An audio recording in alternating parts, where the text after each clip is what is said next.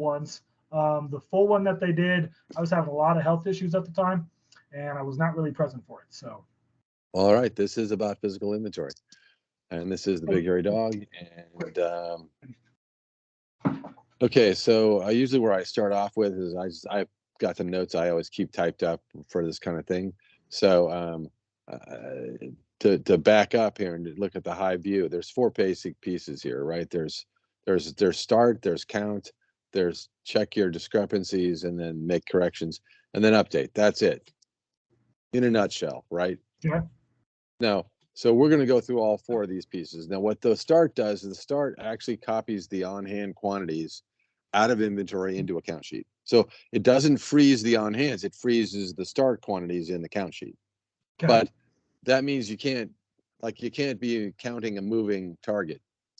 Yes. So I probably shouldn't do it during business hours. Well, you can. You just got to be tricky. You got to have a plan, and we'll talk about the plan. Anyway, then we do the count, and once we get the count done, once you have the book value frozen and you have the physical count frozen, then this line here actually has meaning. The line here means that you could now start making sales. Okay. So that's what I mean by having a plan. If you scan the floor and then you're still scanning the stockroom while you're open for business, well, you already counted that stuff. It's in the can. It doesn't matter. You can sell it. Yeah. Abby. Right.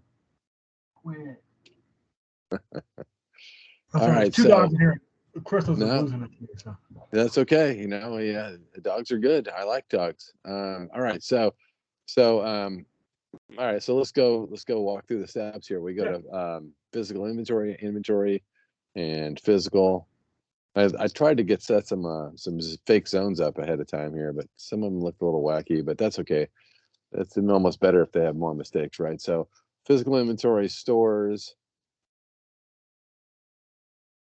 and of course, it immediately assumes we want to start an inventory. I'm going to cancel this just so I can click the new button and see that we see the same thing, right? So if we come into the stores area, we can start a physical inventory for each store. If you have more than one store out there, then you can do more than one at a time, but you have to count them separately, right? So yes. I don't think it matters which one we do. You have to give it a name, and they remember their names. So like I've got a 2022 in there for store one, right? I could go in and say, no, okay, this is 2023, right?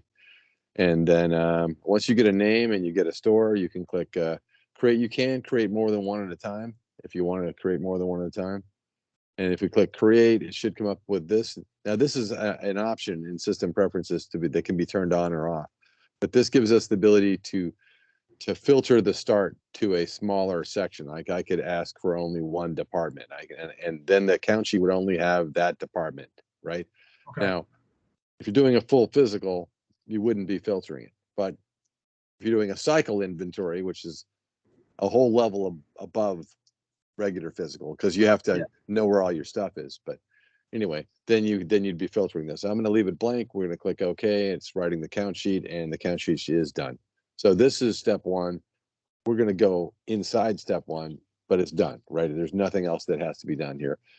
Now, I'm going to add a column here just because it makes me feel good. There's no reason to add the column, but I think we all like it as human beings. We like to see the on hand. Yes. So you see here that this on hand was copied from here over to here. Of course, we can't have counted anything yet because we just started it. So it's short everything, right? And conversely, if we're negative on hand, the negative is copied over to the start. We haven't counted anything, so we're over. And of course, if in fact you're negative and you don't have any, then you're going to be over, right? And so when you update it, it's going to take the discrepancy 2, add that to the current on hand, and you're going to get 0. You're going to go back to 0. And that's going to be recovery, by the way. That's going to be an overage. But anyway, that's a good clean start. A good clean start is when you have your on hand copied over to your start column and you got no counts, right? So everything's short. So step 2, now in step 2, there's a number of different ways to accomplish step 2. The assumption here is that you're going to use a scanner of some kind, a physical device that'll collect your counts. So it would take forever without that. Yeah. Well, depends on who you are. I got some clients that are small enough I have a client that's only got 80 active items in inventory. They sell makeup, and how many different eyeliners can you have? So they just walk around with a checklist, and they just count them, and then they go key their counts in. So I have a few different types of scanners. I have our Zebra scanner that we use for our orders. Right. And I have two of these Honeywell scanners. What software does the scanner have to contain in order to help with this? Well, the Zebra uses Foundry Logic. The Honeywells, do they have Foundry Logic on them? What kind of operating system do they have?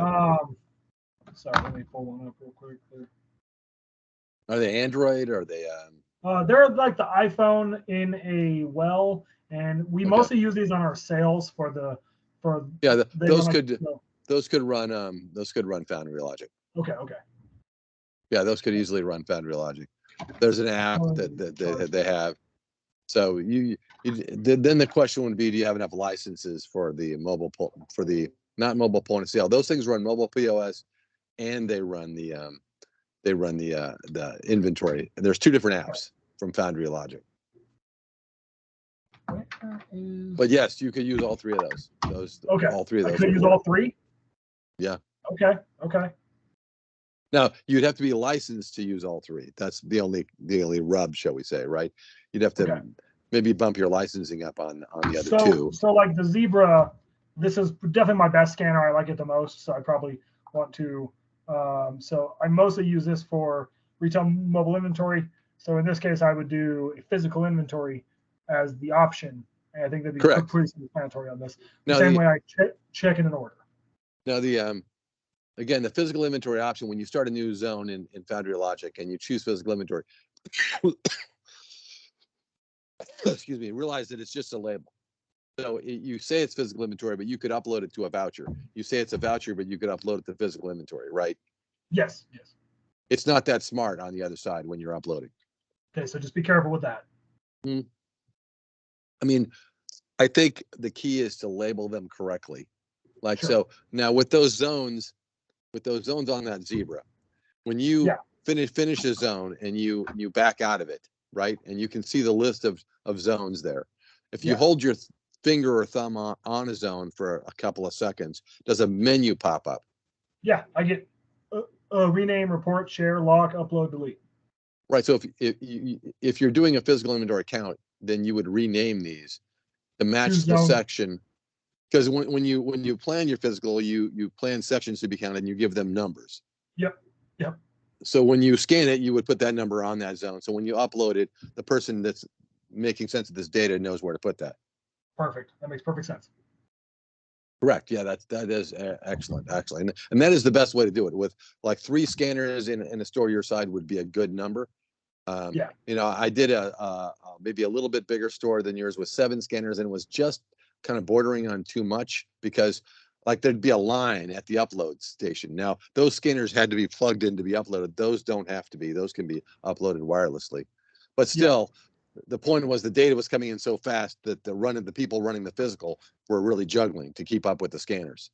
Where 3 is about the right number for a little store that's And now I think so. I just got one of these fired up. So it has the mobile inventory app.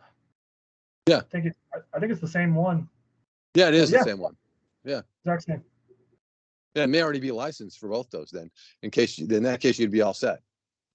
It only shows because it's only So this one hasn't been used for that since March, I think, when I got the new scanner. But it okay. I think I only have a license for one of these at a time. So I could probably use 2 scanners, which would still be better than 1. So still better than 1, right? Yeah. I mean, the Zebra is an industrial backroom scanner. That thing rocks. But it's not. It's a beast. It is, but it's not a point of sale. It can never be a point of sale. So you're probably licensed for 2 point of sale apps and 1 mobile inventory app on the Honeywells. Okay. I mean, I'm guessing. I think it's actually the opposite. I could only use 1 for point of sale, but I could do 2 inventory. I think it's actually the other way, but I can look into it when we plan our inventory. Yeah, look into that because it would be great if you could have all 3 scanners. Those 3 scanners would be phenomenal. Yeah, that'd make my life easy. Yeah. All right. So then Now, with some of the older scanners, like in my notes here, I say scan the count, and we're going to do one right now. We're gonna add counts, and then I come down here and I say if you got errors, clear them, right, resolve them, and then clear the scanner. Those scanners don't get cleared. Your scanners are you delete those zones when you're ready to.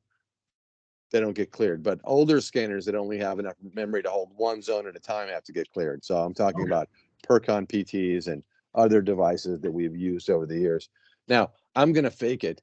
So what I did is that I went out here to inventory and I just grabbed some items and I right clicked them and I said export these out to Notepad, and I created a count sheet out here that's CSV. So the point is that if you were to do a print job in inventory, a filtered view for something, like let's say you had some high-end jewelry or some high-end dog medicine that you wanted to count on by hand, you could then run a count So like sheet here, out.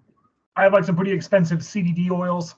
That's probably the only thing that might be applicable there, but I have some that are $300 a bottle.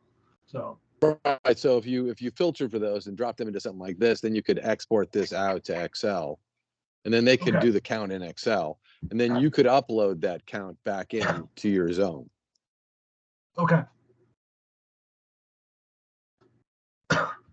So like right here, as long as you've got this, and I think yeah, as long as you've got the item number, the ALU is, and I renamed this in the actual print job, but that's the ALU. As long as you got the ALU, then you got a place for your count. So if you just inserted a column in here and put your count in here, right?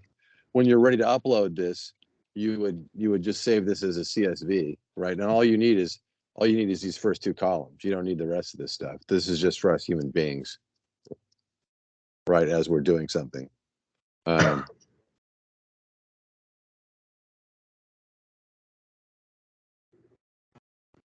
So all right. So anyway, so what I did is I went out to the desktop here and I created some CSVs. So you see, I just got some files that have some random numbers and some counts. So that's what it would, if you saved it as CSV with those two columns, you'd have comma separated values. The comma separates the value that is the lookup number from the value that is the count, right? That is all that is. Now this is a very simple map, this 6-digit ALU. So if we go back to here, okay, get out of there. So that's just a count sheet. I have this. I think you have it too. But if anybody else is watching this recording, contact Big Hairy Dog, and we can get you a doc design. We have lots of doc designs. yeah, I have a count sheet for when I've been doing like little micro inventories. Yeah. There's so also this one here that we may have looked at in other training. So this pre-count sheet, since we're landing on this, is also useful if you filter for a group of 4 or 5 items and you want to print out their barcodes and put their count in here and then put this on the outside of the box and seal the box in the stockroom. Then when you go to scan it, you can just scan down this outside of the box. So that's a very handy thing here.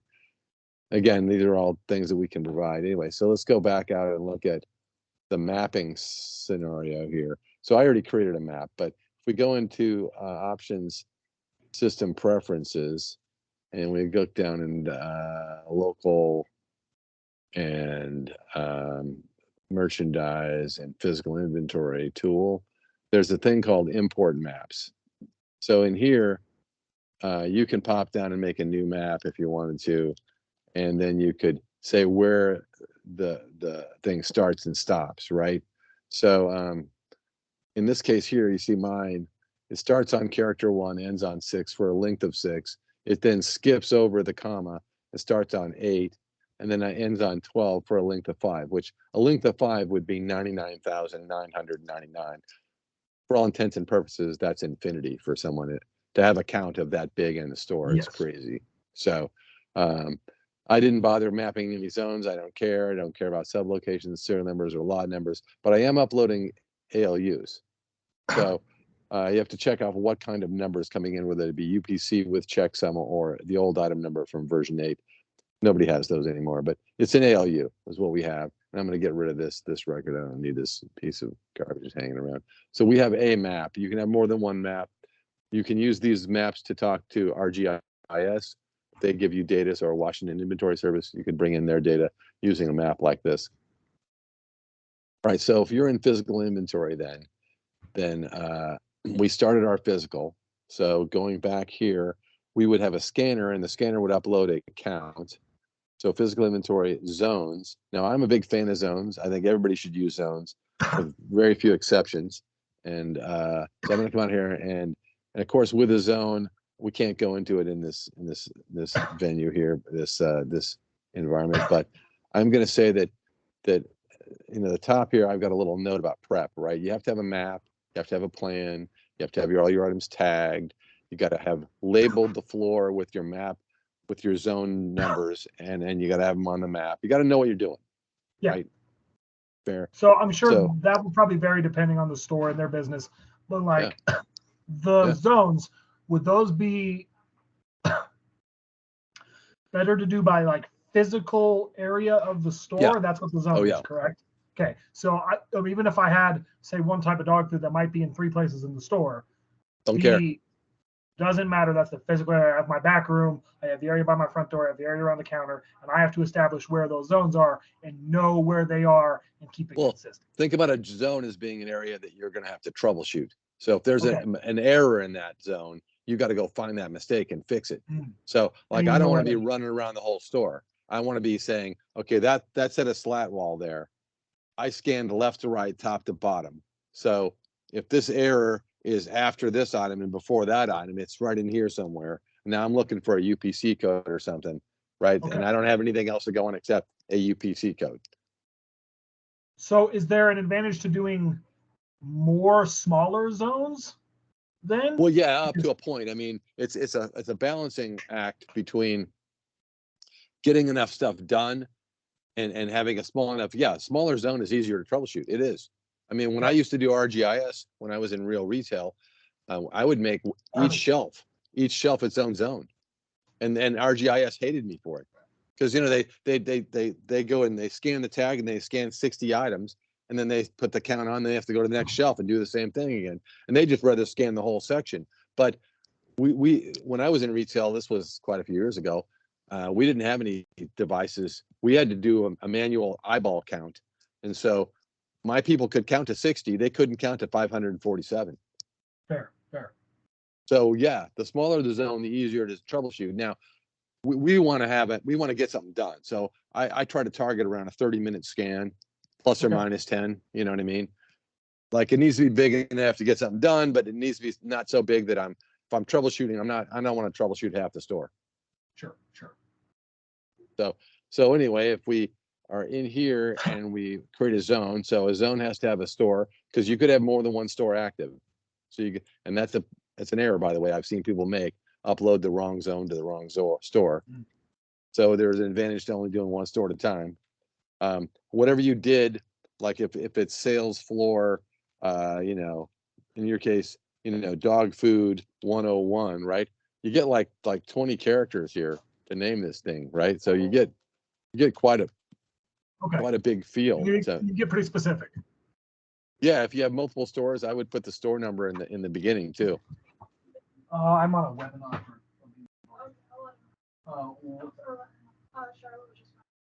Oh yes, I am. I am on a. Sorry. No problem. So anyway, so we name it, we give it the store, we click create. Now, if we want to put items in it, we then go inside it. So highlighting our zone, we go down where it says scanned, and it's scanned. It says add counts, and then I could use a portable device like you would have, and then it would give me the menu of things that have been uploaded from the portable device. I could start keying stuff in manual mode, or I could go to import. I'm going to go to import here, and I'm going to browse out here. And now it's by default on a file type of a DAT file. So we want to change it to either all or text files, and then we can see the fake zones I added, right? So I'm going to pick zone 1 and click open. So using this map here and that file there, I'm going to click import, and it's going to try and import, and it's going to find that there's an item in there. I threw a red herring in there. I threw a one that's not right? So So I go into that thing there. There's what uploaded. Fine. So let's back out of that. And let's go down to errors. And you see there's the odd item I threw in there with a 979797, right? So when you get an error. Yep. Nope. Oh, go ahead. You probably don't get errors. Zebra is a smart scanner. You download your database to that Zebra and you get the error at point of scanning. Okay. But like if you scanned a UPC code and it said it's not in the database and you said, oh yeah, we just added that this morning, go ahead and override that, accept it. But then that item, we actually didn't add that one. We added its brothers and sisters. We just didn't add that item. When you uploaded, you'd get the same thing. Okay. Okay. So most of my errors would be caught on the scanner, but it is possible that I would have some blue there. Yeah, no, we've most of the scanners we've carried over the years have been dumb scanners, not smart scanners. They didn't have the database in them. So would my Honeywell scanner catch that as well? Yeah, well, so in the software, I don't have that software loaded, but in the Retail Mobile Suite, when you go into that little barcode application, there's a place where you say, and it's scheduled probably. Basically, you schedule it to take the data out of Oracle and into the SQL database that one runs. Then on your little scanner, you've got the cloud that's upload. You've also got the cloud that's download. Yeah. So you got to make sure you download that inventory from time to time to keep it fresh in the scanner. That was actually an issue we had before the last sale that I had to iron out with. It was Conrad, I think. It wasn't updating automatically for some reason. It hadn't in like 9 months. So we had to go in. They showed me how to update it in the scanner and make sure that the scanner and the which is then awkward because you scan it on and you're like, oh crap, that's current. Why isn't it finding it? Well, what was going wrong was I changed all my price levels for the sale, and then I'm trying to do the Retail Mobile on the scanner, and it wasn't picking up any of the price level stuff. Nope, it wouldn't pick up anything. No updates, no new items. Nope. So I know how to make sure those are talking properly now. So right. So now if we've got errors in here, then what you see here is you see the item scanned before and after. So this item here was I theoretically scanned before and after. Right now, just realize that for everybody else out there that might be watching this down the road too, if you're thinking about items being scanned, let me just take my example here and see if we can make sense of this. So if I scan this item here, beep, and we scan this item, beep, beep, and we eventually scan a bad item, and we keep scanning because we don't know it's bad because we're using a dumb scanner, not a cool scanner like that Zebra. Now, when this renders, it's going to show the item before and after, right? It's going to bracket that bad scan like this one is in the background, right? So the item scanned before would be this one here and this one here, right? That's before and after, except it would show this one here and it would show this one here as the after. Why would it show this one here? Because the job of a scanner is to count items. This item is it's already got a record in the scanner. So this one here would, hey. But this one here would be incremented to a quantity of 2, right? This one would just change to a quantity of 2 as opposed to a quantity of 1. And this one here wouldn't actually exist in the scanner. Okay. I'm the only one on the webinar, so it's basically the irony. Trading about inventory.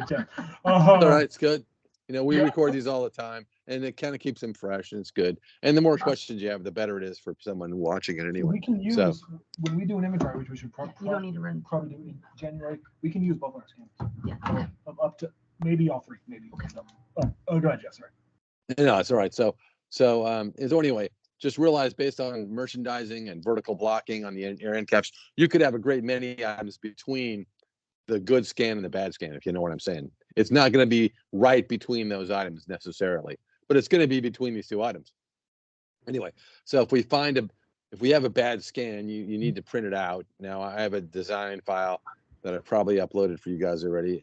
Anyway, I'm going to click a preview and take a look at it and see what it looks like. It doesn't show anything. Why doesn't it show anything? Because I think I printed it the wrong way. Let's try it again, print, and see if this works this way here. Yeah, that's the way it's supposed to work right there. So this thing prints both, right? So I can see on the bottom the good scans, and I can see right here where those 2 are, right? They're down here, and I can see about where they are in my scan. So then I know to go into that section. Now, knowing the order of scanning is kind of important here. left to right, Yes. top to bottom, right? Anyway, so you go out and you find it. You're gonna find one of two things. It's got a number or it don't, right? So somehow Kent is able to fix these, and I never have success with that. I'm going to try here, and it's probably going to fail. I'm just going to type one of those numbers in. See, I always get this, so I don't bother. I don't bother trying to fix those. Cancel that edit. I just click the resolve. So when you click the resolve, and by the way, if you don't have the resolve, you may have to add the resolve button, like by going and finding on the left here, and then adding it and then clicking OK to add a button to the top, because resolve is typically not in your menu. But anyway, when you click resolve, it just clears the errors, right? It just wipes them out. So if you went out and you found the item and it had an actual number that you recognize, then you would go back into the zone, back into scans. You'd say add counts, and you'd say, okay, I went out there and it had a number and I recognize the number, and you'd add that number in at a quantity 1, and it would then change that wherever that one is. It's got currently a count of, let's see if we can see it here. So that one right there, 55, I just counted it right, has a count of 2. Let's see if I click close here, it goes to 3. See that? Yeah. So you can add them back, and you could add new SKUs that aren't in the list. You could change the quantity on SKUs. Now, if it didn't have a SKU, then the item gets removed from the zone and goes to the trouble area, right? It goes to a table that I have in the middle of the store where somebody else is going to retag those, and I'm going to scan that last. We're not holding up a zone for one bad item. Sure. And you can't merge the zone with a bad item. So you've got to clear your errors. You got to have 0 errors in your zone to eventually merge it. Anyway, so to finish this zone, what I would do normally was I'd go back to scan. Now that I lost your audio there, sir. and I would click.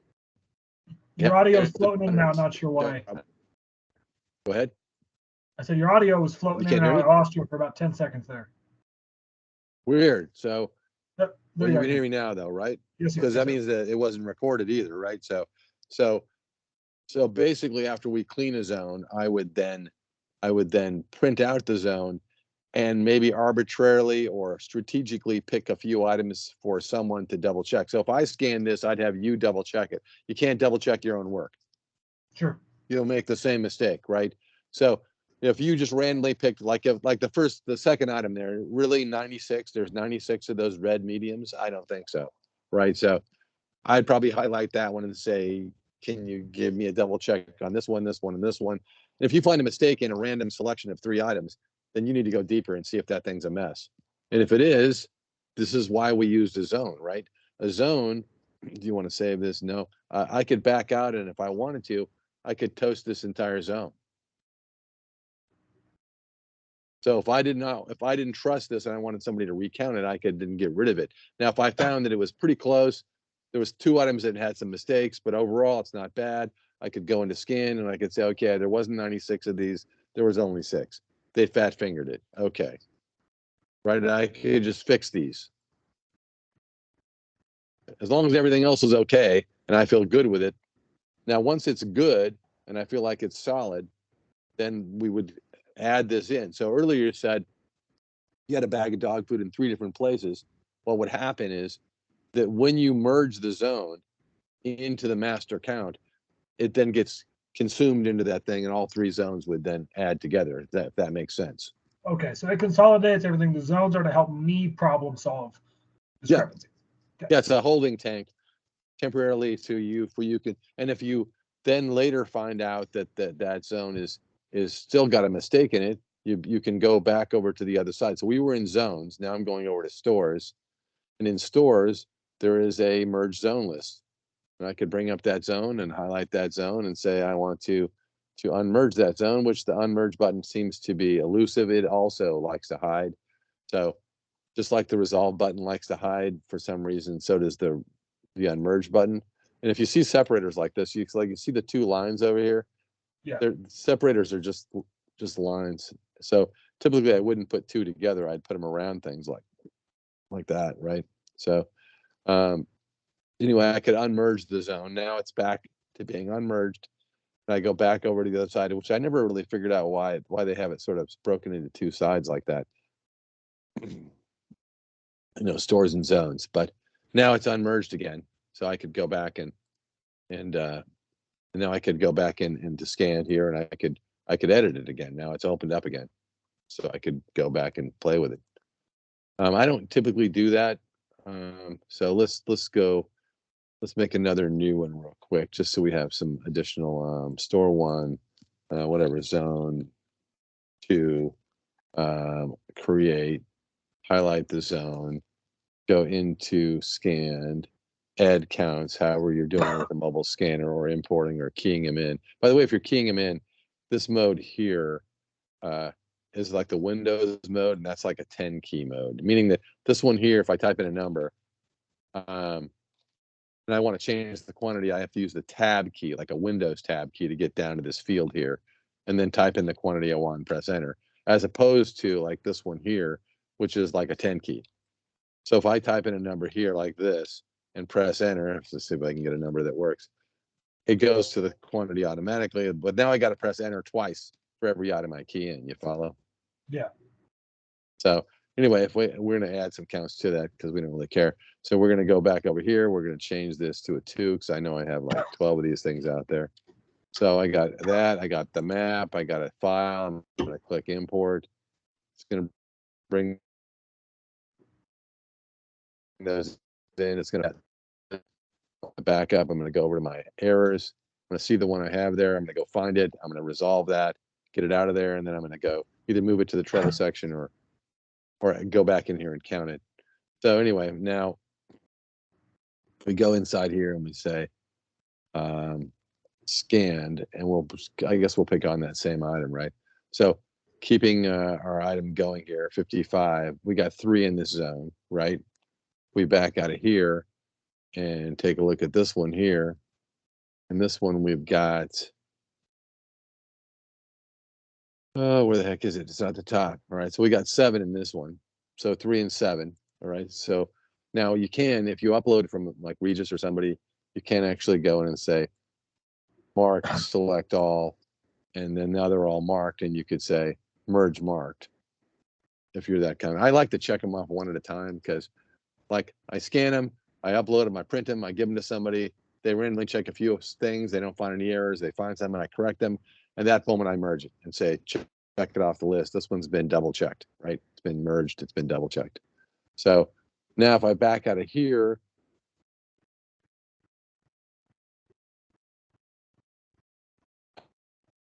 we go over to the other side. So we go over to physical inventory side. Go. I'm out into it. There we go. We find. Let's see here. What do we got here? View here. Yep. Not a quick find, but there is a filtered view, and we should have our ALU in there. Everyone's that right can go into design. So clear all, and I'm going to put in our number, and we're going to click OK and see what's been counted. So it's been counted at 10. So in this case here, we started with 0. Awkward.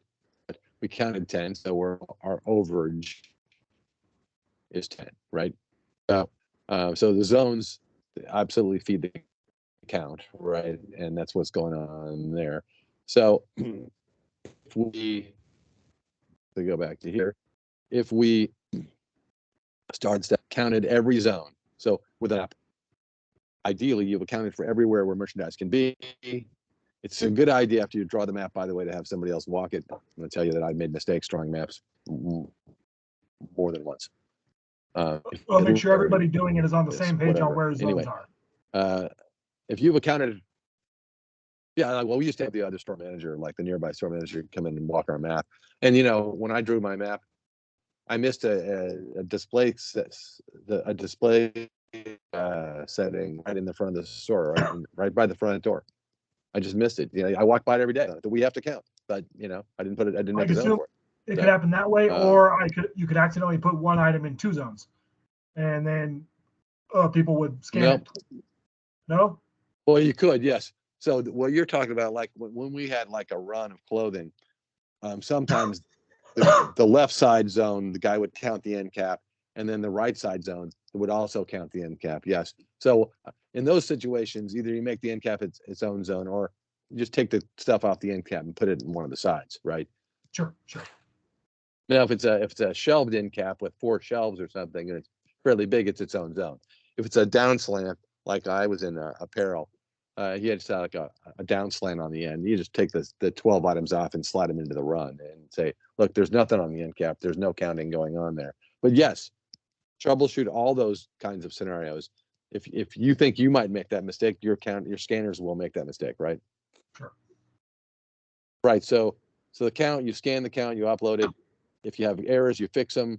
You can use a count sheet. We looked at using a count sheet. Clear your scanner if you got the old scanner. If you don't, you're going to upload that first zone twice. Awkward. Print the good scans out, double check them, merge the zone. That's it, man.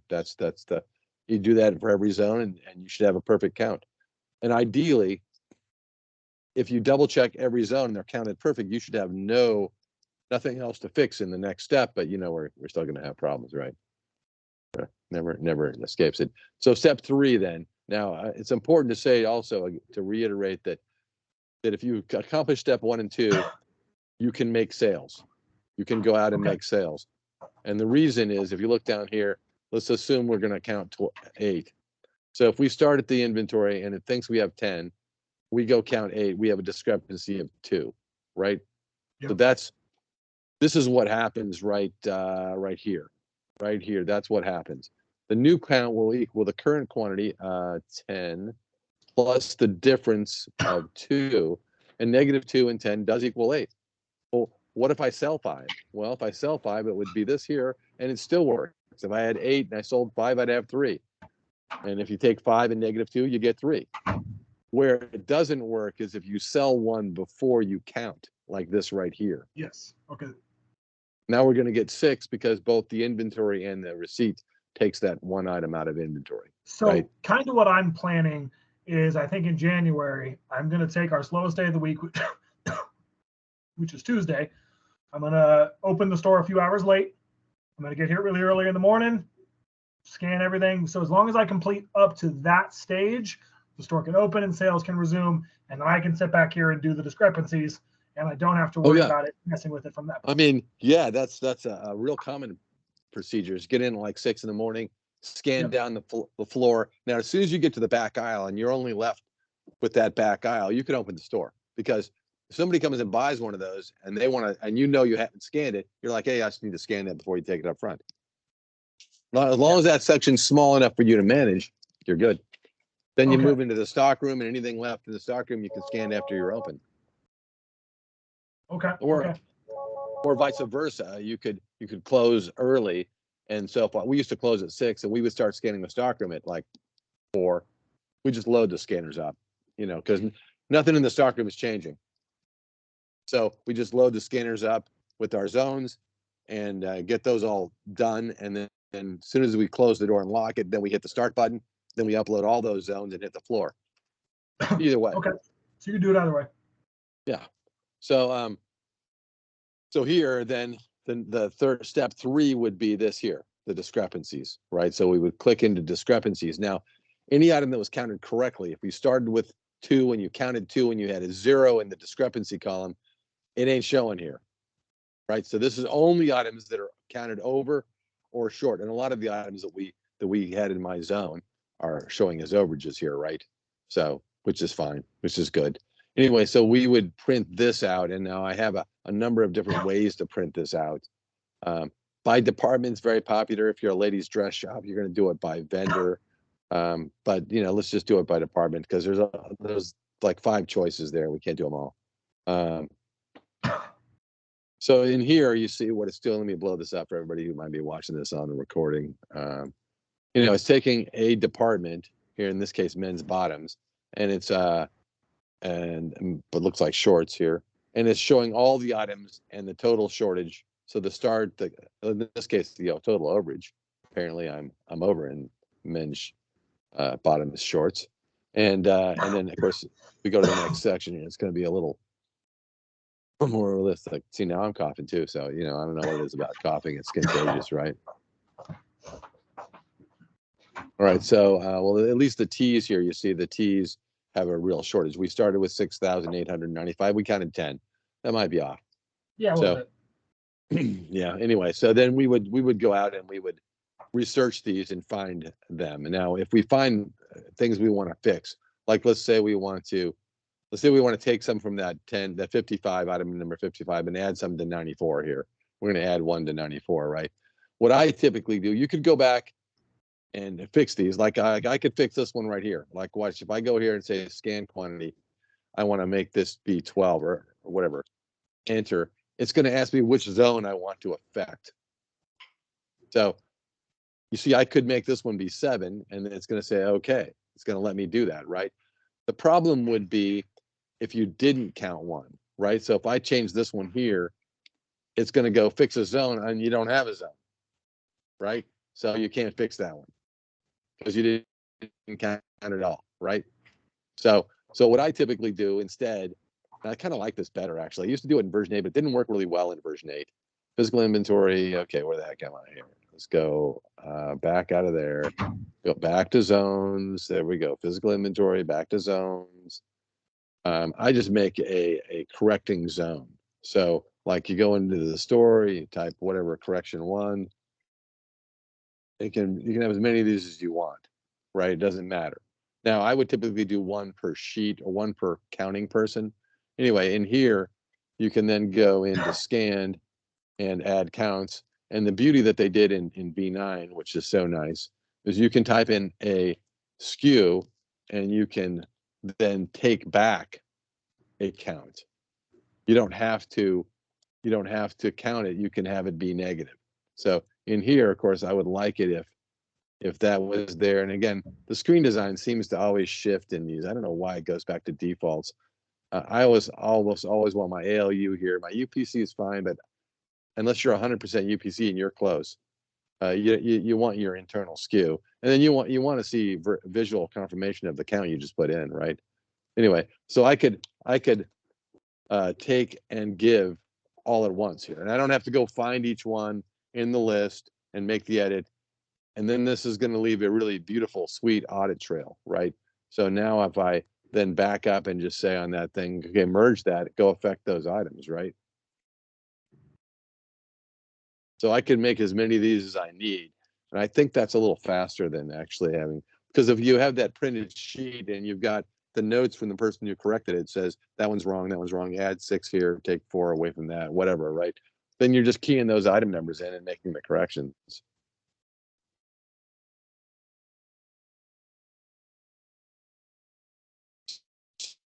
So through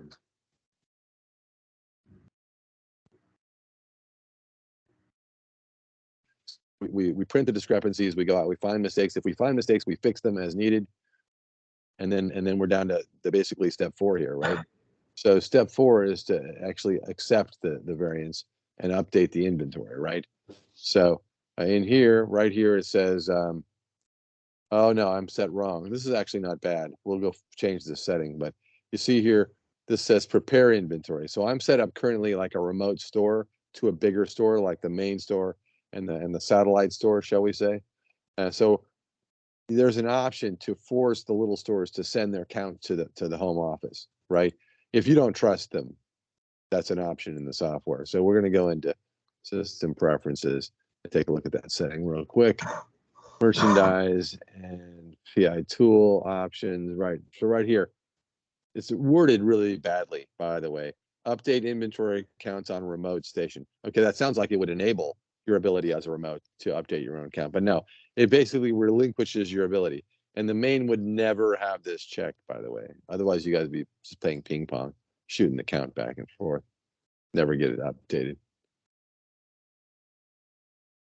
So now if we go back into physical inventory, stores, now instead of saying prepare PI, it says update PI, right? So we click update PI, and we then have to check off our store. We only have one here right now. Got to make sure you get the right reason code. Really important to get the right. And if you don't have a reason code specifically for physical inventory, make one, because You want to be able to report on this, right? So now the default should be all items, and we would pretty much never use this quantities only, right? What would quantities only? What's the downside of quantities only? So, for instance, I have a quantity of 2 in the start. I don't count any, so I didn't get a quantity. I don't count any because I don't have any. So it wouldn't update those items. Right. It wouldn't update that item. Right. So quantities only is like if you're going to do a spontaneous count of 12 unrelated items and you just want to update those that you counted. Right. So very rare. I don't have anybody that does that much. You know, if you're doing a cycle inventory, you're filtering. Therefore, you're doing all items in that cycle, or you're doing the whole thing. And in case you're doing all items in the whole store. So anyway, that's the update. It's pretty simple now. Now, is there anywhere there? So the reason I ask, so I used to work at GNC, right? And once every year, corporate would come in, do a full inventory. Yep. I took a morning, and then the really important number that we got back after that was our shrink percentage. It was the difference in what our inventory was valued at before versus what it was valued at after the inventory.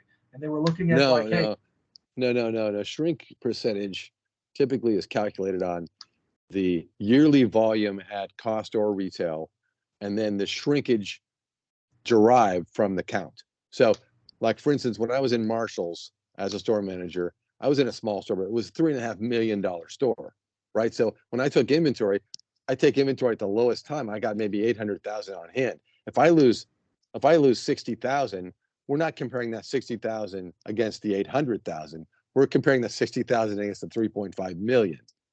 Yeah. Because I had inventory in that store all year. So, okay, so I was a little bit off there, but how would I know that was our shrink percentage was crucially important. You could be fired if it was too high. Your shrink percent, if you're at 2%, you're average. If you're at 1%, you're a retail god. If you're at 5%, you're probably looking for a job. Yep. So is there anywhere I could find that right here after this transaction just updated and wrote the adjusted cost? So this thing here adjusted $8,994.81 at cost out of the inventory, and at full retail it adjusted $22,915. So if you know your yearly volume at cost or at retail, then you just do the math, right? You just take the 22 and divide by your yearly sales at retail, or you take your 8,000 or 9,000 and divide by your sales at cost, apples to apples, right? Sure. Now, in addition to that, I wrote some other reports in the BHD kitty of reports here, what we used to do is we used to do top 10. So we used to do we would go out and run reason code physical, right? And then we would look at our top 10 shrink areas. And so I created a report to do that. And I used to think it was dumb when I was in retail, but then I started finding stuff out that I didn't expect. Weird things that I totally didn't expect to see in my top 10 shrink, like leaded crystal hit my top 10 shrink. No, so like at GNC, actually, the way it worked was after our inventory, we got those items, and those were then items that we did cycle counts on every day. Whatever our top 10 shrink items from the previous inventory were, we counted every day till the next inventory. That's kind of a pain in the ass. It was a giant pain, but yeah, that's how we did it at GNC. So in here, this is showing the greatest loss is in this department. The next one is in that department, right? So I did this by department, and then I also did it by vendor. So you can do it by vendor ranked or with your top 10.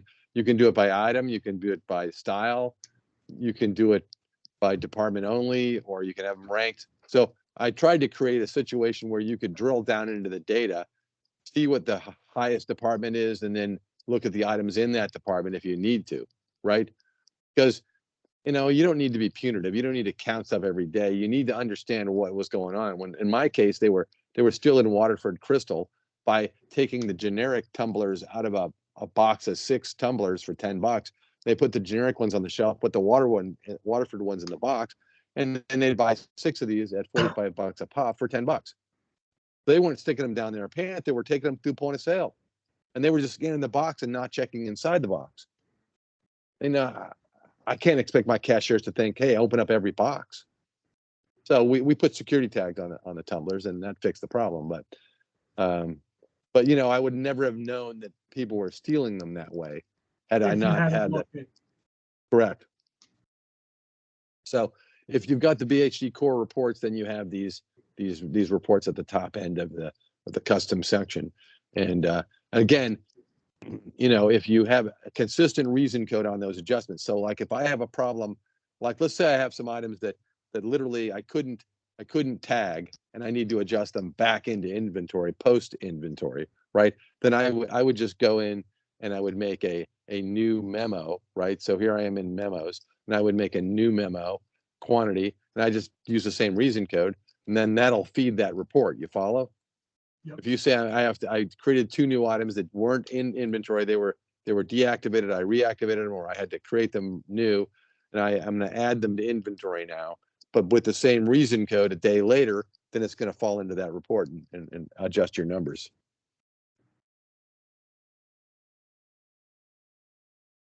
Okay, so is there anything else in physical inventory? So I'm you not mentioned what you call the cycle inventory. Yeah. Would that qualify as physical inventory? Oh yeah, totally. So with a cycle Because- inventory, the level of complexity that makes it a little bit more challenging, shall we say, is if we go back in here, let's pick something. I don't know that it matters. Let's go form view here. That's fine. We'll just take something like that, copy, and then we'll be back out of here. So in a physical inventory, in a cycle inventory, I mean, in a good cycle, what you would do is you would take typically the first 3 quarters, not the fourth quarter. So you take your peak season, and you probably don't do cycles when you're making your money for the year, right? I mean, so if that's fourth quarter, or if it's summer, or whatever it is for you, right? So anyway, then in here you would go and find an inventory on hand report like this, right? And say run, and then put your DCS code in, right? So that was like men's polo or something. Let's see what we got here. Men's, yeah, I think this one here was the one so you grab this. Now, when you're doing this particular report, I will tell you it'll be a lot shorter if you do this. You say 0 to 0 exclude, right? So click OK on that, run this. So if you run an on-hand report for the filtered value you're about to count next week, then take this report, walk the floor, and with this report, then you got to build your map.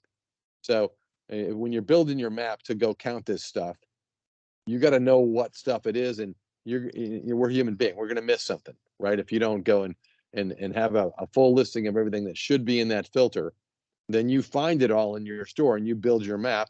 Then you do a start, and when you do the start here, let's go back and take a look at the start on that real quick, because everything else is the same, right? But this piece, this cycle piece is, you sit down and look at the whole inventory and slice it into little pieces of pie, and say over these, whatever, 39 weeks, 3 quarters of the year, I'm going to cycle a different piece once a week. And I may do the same piece twice in that cycle. If it's an important area like jewelry or something, you may actually hit it twice. So it's up to you on how you do it. But ideally, you get the whole store done in 3 quarters of the year, right? So here, we give it a name, whatever, we'll call it cycle, and create. And then in here, right, you then grab your department code of choice, whatever you're planning to do here, right? And so if we picked on this guy right here and say okay, and okay, and now go inside the physical, notice that only those items are in this. So if I count a t-shirt, or if I count something that's not in this, it will be a scan error. It will not be found when we upload. So your scanner, your smart scanner, would recognize it. But when you upload it into this physical, it wouldn't be recognized as So if I'm doing one on dry dog food and I happen to scan a cat food, it's going to show up as an error. It's going to show up as an error. You're going to recognize it's cat food because it's going to be known. It's a known item, but it's not going to be part of this count. You're just going to hit that button at the top that dismisses it, right, in the error section. You're going to go back here and you're going to go to, no, we're in the right. So you're talking about over here when you're in your zones, right? Physical inventory zones, right?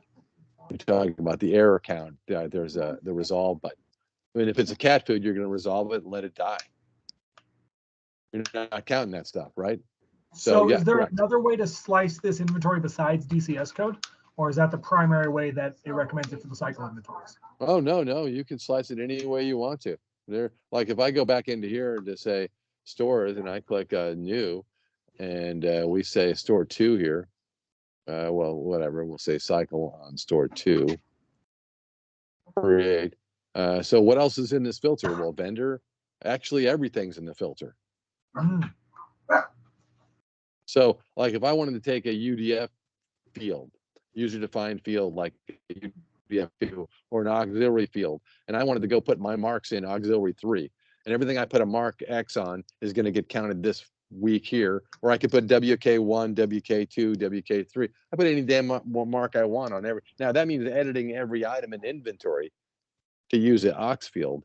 That's a lot of work. Yeah. But it's extremely targeted.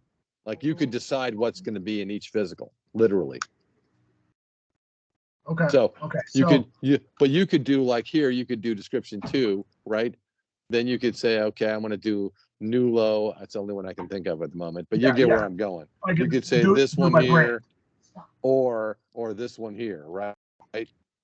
I could say I'm going to do those 2. Yep, absolutely. Perfect. But again, if you do something as broad as Nulo, that could be food, but that could be toys, or that could be, I don't know, snacks. That could be it could be a broad category. It's a good idea to run an on-hand report and actually walk the floor and find all that stuff and build your map off that. Awesome. So I think this might be, so one of the things I've been doing is doing like small inventories on areas of the store that I'm noticing problems in the inventory, but I've been doing it with a physical sheet and counting.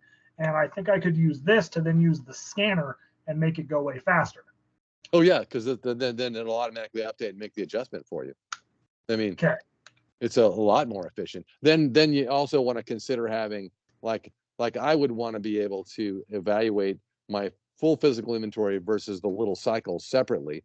So for instance, I would want to go in formally to my system preferences options, system preferences, and then local and merchandise and adjustments, right? And I would add something in here, like I would have a reason here called cycle, PT or something, right? Cycle count. Sorry, that was Austin. System preferences. Right. Then in the local preferences. Then merchandise, and then adjustments. And then you see your list of reason codes. And then I can just add new ones. Right. You can add a new one in. Right. Correct. So I would want to, because I mean, at the end of the day, I'm going to want to run a report probably for my end of year physical, and then for all my cycles I did all year, and then combine them. I'd like to see what the total shrink is. How do I add a new one there? Sorry, just down arrow, just down arrow to a new blank spot. Just hit the keyboard and hit the down arrow, and it should pop open a new one, right? Just like if I'm on my screen here, if I hit the down arrow right now, I get a blank line, right? I just get a new spot to go into. But yeah, I mean, it's all about reporting for me. It's all about making sure we got the right reason code on the right transaction so that I can go back and make sense of that data at some point. Perfect. Yeah, excellent question, actually. Not a lot of people do cycles, but the few people I've seen that do cycles, the benefit that you don't see coming, I mean, I think you get better inventory control, but the benefit you don't see coming is that it slowly changes the culture, and everybody in the whole business starts to understand inventory control because they're counting it every week.